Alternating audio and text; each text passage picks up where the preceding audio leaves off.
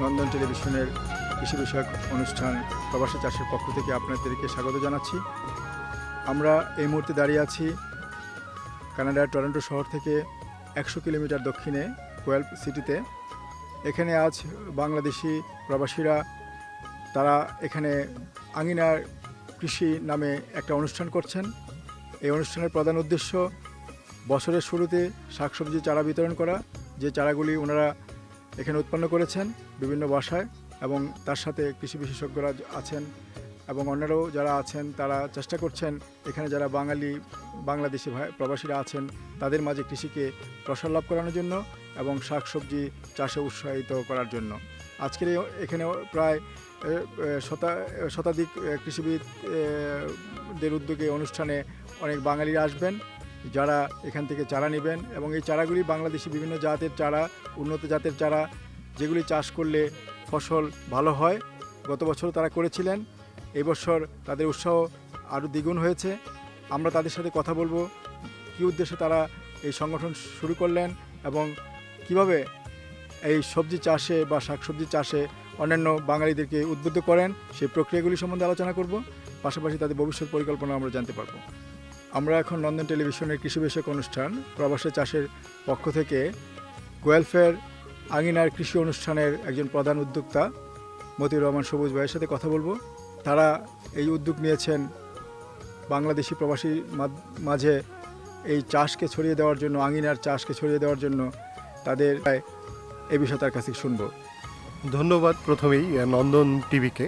আমরা মূলত বরাবরই বিভিন্নজন বাগান করেন অনেক আগে থেকেই, কিন্তু আমরা এই যে বহুজনের একটা সম্পৃক্ততা, একই সঙ্গে যে আমরা একসঙ্গে যুক্ত হয়ে যে আঙ্গিনার কৃষির একটা আন্দোলনের রূপ আমরা ধারণ বা আকার নিয়েছে, এটা এবছর আর একটু ব্যাপক বড় আকার ধারণ করে আর কি। এটা আমরা আশা করি যে ভবিষ্যতে এটা ধারণ করবে। আমরা এই বাংলাদেশ থেকে অনেক দূরে যারা এখানে এসেছি, দেশের খাবার, দেশের ফসল, দেশের সবজি, দেশের উৎপাদনের যে ব্যাপারগুলো, যে বিষয়গুলো আছে, যেগুলো আমরা অনেক সময় বরাবরই একটু আমরা বিভিন্ন দোকানে, গ্রোসারি স্টোরে আমরা সাধারণত পাই না। তো সেটা যখন আমরা এই বাগানে পিছনে আমাদের ছোট্ট ছোট্ট কিছু ব্যাকইয়ার্ড থাকে, সেগুলো আমরা খালি পড়ে থাকে, তো সেগুলোতে আমরা যদি উৎপাদন করি, এবং একই সঙ্গে দুইটা জিনিস, সেটা উৎপাদনের সঙ্গে আমরা জানি যে বরাবরই এটা ভোগের বিষয় থাকে, কিন্তু এখানে ভোগের বিষয়টির বাদেও আমাদের আরেকটি জিনিস যেটা যুক্ত হয়, সেটা হচ্ছে যে আমরা এক ধরনের বলা চলে যে আমরা এক ধরনের আনন্দও পেতে চাই। যে কারণে আমরা গত বছর আমাদের শিরোনামটিও ছিল গানে আনন্দে আঙিনার কৃষি। এখানে গুয়েলফেও অনেক কৃষিবিদ আছেন যারা পেশাগতভাবেই কৃষিবিদ, তারা গুয়েলফ বিশ্ববিদ্যালয়েও যারা কর্মরত আছেন, শিক্ষকতা করছেন, এবং অন্যান্য জায়গাতেও যারা আছেন, তারাও এই আঙিনার কৃষির সঙ্গে যুক্ত আছেন, যারা আমাদেরকে অনেক কিছুই উপদেশ, পরামর্শ, তারপরে বিভিন্ন রকম যে কৌশলগত যে দিকগুলো যেগুলো আমাদের জানা নেই, ওনারা সেগুলো আমাদেরকে অবগত করান এবং একই সঙ্গে যুক্ত হন। তো তার মধ্যে থেকে আমরা এক ধরনের অনুপ্রাণিত বোধ করি তখনই যখন উৎপাদন অনেক বেড়ে যায়। কৃষির মধ্য দিয়ে আমরা একসঙ্গে যুক্ত হই অনেকগুলো মানুষ। এই অনেকগুলো মানুষের মধ্যে যখন যুক্ত হই, তখন যেন একটা দেশের টান, প্রাণটুকু যেন পাই আমরা একটা উৎপাদনের মধ্য দিয়ে। যে সামনের বছর আরও বাড়বে, এবং এটা আমরাও নন্দন টিভিকে অভিনন্দন জানাই যে আপনারা আসছেন, এবং ভবিষ্যতে আপনারা আরও আমাদের এই অনুষ্ঠানগুলোতে সহযোগিতা করবেন এবং আমরা প্রত্যাশা করি। আপনি তো গুয়েলফের এই আঙিনার কৃষি অনুষ্ঠানের প্রধান উদ্যোক্তা বা এই শাকসবজি চাষের এই আন্দোলনের একজন প্রধান ব্যক্তি। তো আপনি কি পরিকল্পনা করছেন আরও বেশি করে প্রবাসী বাঙালিদের এই শাকসবজি চাষের যে আন্দোলন আপনাদের, সেটাকে তাদের মাঝে আরও বেশি করে প্রচারিত করার জন্য আপনাদের কি পরিকল্পনা বা আপনার কি চিন্তা ভাবনা আছে, এই ব্যাপারে যদি বলেন।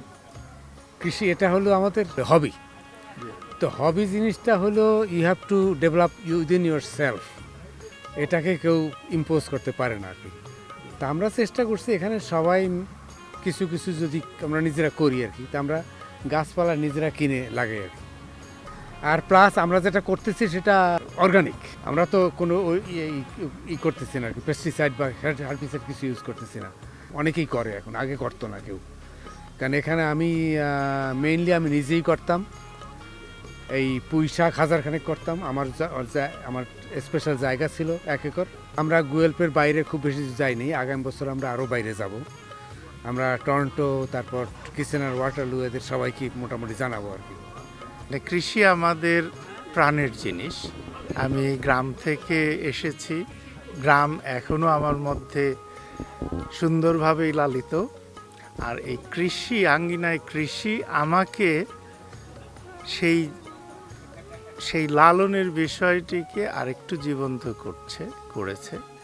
আর এর সাথে আমার সম্পৃক্তির বড় দিক হলো আমাদের এখানে একজন প্রবীণ ভাই আছেন, ফজলুল করিম ভাই আমার গুরু। মানে এখানে মাছ ধরা, কৃষি, এই সব বিষয়েই আমি ওনার কাছ থেকে শিখেছি। আর এর সাথে আরও জড়িত আছেন 2 জন, শিবব্রত নন্দী দুলাল, উনি এটার প্রচার দিকটা দেখছেন। আর মতিউর রহমান সবুজ, উনি যদিও কৃষি দিয়ে ওনার জীবন শুরু হয়নি, কিন্তু এখনকার আমাদের আঙ্গিনার কৃষিতে উনি একজন বিশেষ মানুষ। কারণ ওনাকে ছাড়া, করিম ভাইকে ছাড়া, নন্দিদাকে ছাড়া আঙ্গিনায় কৃষি আমরা চিন্তাও করতে পারি না। এবং আমার বিশ্বাস আপনারা কানাডায় যেখানেই আছেন, অথবা কানাডার বাইরে বিদেশে আপনারা যেখানেই আছেন, যে চেষ্টা করুন দেশীয় শাকসবজি করতে।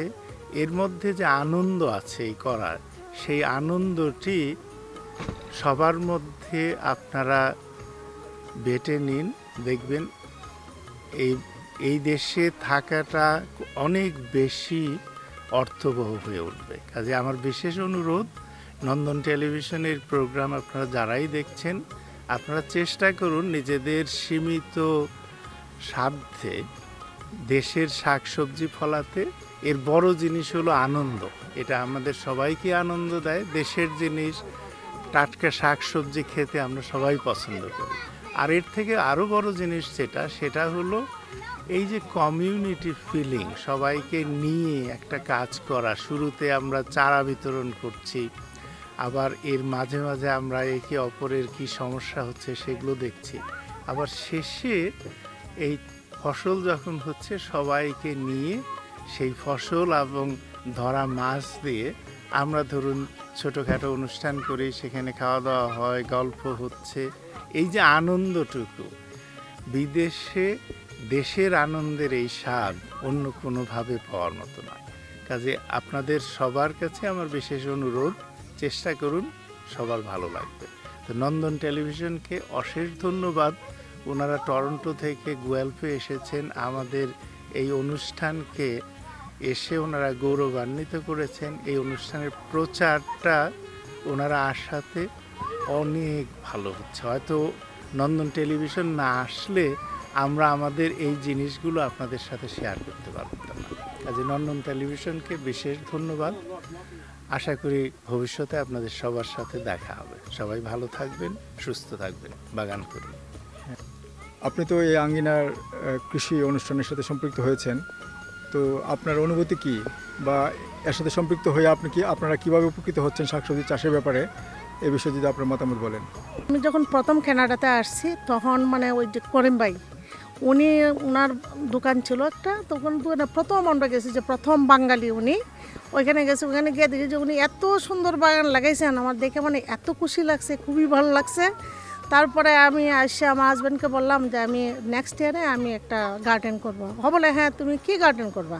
তুমি তো মাটি কোবাইতে পারবে না, তুমি কিছুই করতে পারবে না, তুমি গার্ডেনটা কী করবা?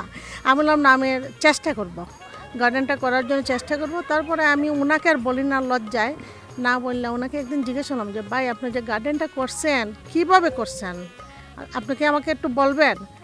বলে তোমাকে কি বলবো, তুমি আইসো, তোমাকে আমি চারা দেবো, তুমি বাগানে লাগাইবা, এই সময় পানি দিবা, এই সময় চারা ঘরে রাখবা, এইভাবে উনি বলছেন। বলার পরে আমি আর ঘরে চারা উঠাই নাই, না উঠাই আমি একদিন সবাইকে জিজ্ঞেস করলাম যে চারা কোথায় কিনতে পাওয়া যায়।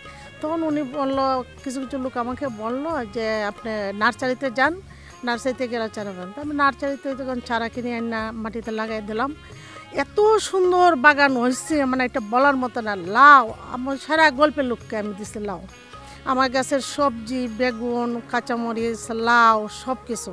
একদিন বাইকে বললাম যে ভাই আমার বাগানটা দেখে যান, আমি প্রথম বাগান লাগাইছি। উনি আইসে আরে নীলুপা তুমি এত সুন্দর, তুমি তো আমাকে ডাউন করে দিছো, তুমি এত সুন্দর বাগান লাগাইছো, কীভাবে করলা? আমি বললাম ভাই আমি তো কিছুই জানি না, আমি এইভাবে চারা কিনে নিয়ে আসছি, আইসা লাগাইছি, বাগান আমার সুন্দর হয়ে গেছে। তারপরে আমার খুব আগ্রহ বাড়লো। তা আমার সবচেয়ে ভালো লাগে, আমি নিজে খুব কম খাই, আমার রান্না করার সময় নাই, আমি কাজে যাই, কাজ থেকে আইসা প্রথম এই ঘরে না ঢুকে আমি পিছন দিকে গেটে বাগানে চলে যাই, আমার গাছটা ঠিক আছে কিনা, আমার গাছে কয়টা লাউ ধরলো, আমি মানে একটা একটা করে কাউন্ট করি। তারপরে ভাই একদিন আইসা থেকে এই তোমার তো প্রচুর লাউ ধরছে, পরে আমি সবাইকে লাউ বিলিয়ে দিয়েছি। আমার ওইটাই সবচেয়ে আনন্দ হলো মানুষকে দেওয়া।